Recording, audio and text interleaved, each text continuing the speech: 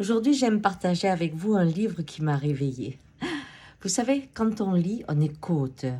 Et des fois, vous lisez un livre, bof, il vous intéresse moyennement. Quelques années après, par le hasard de la vie, vous le retrouvez. Et là, vous dites, oh, c'était passionnant. Pourquoi? Parce que vous écrivez l'histoire en même temps que celui qui a jeté des mots et des pensées sur la feuille blanche.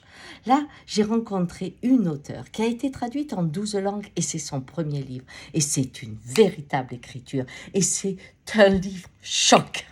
Choc, parce qu'il y a un ton, il y a une façon de présenter ce qui s'est passé au peuple, sur le peuple Sami, dans les pays du Nord, elle est finlandaise, qui vous étonne et vous réveille.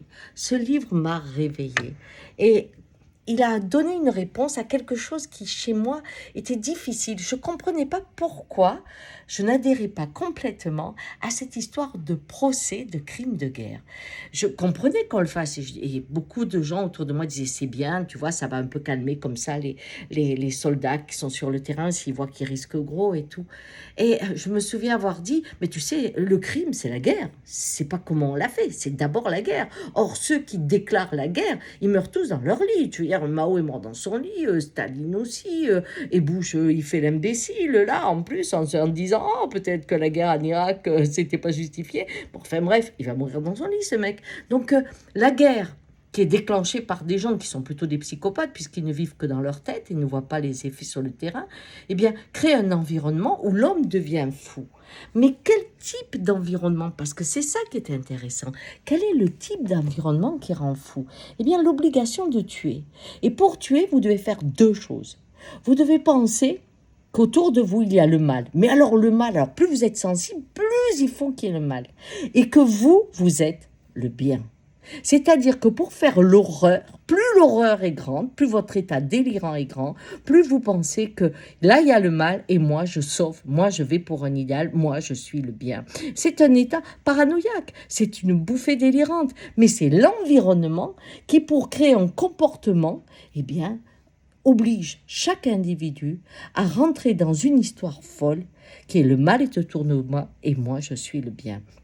Alors quand on me dit qu'on juge des jeunes garçons qui sont rentrés dans cette folie, alors qu'on connaît l'histoire des guerres, et que ceux qui l'ont fait ne veulent plus en parler, parce qu'ils ne se reconnaissent pas dans ce qu'ils ont fait, et parce que c'était un état particulier, dû à un environnement particulier.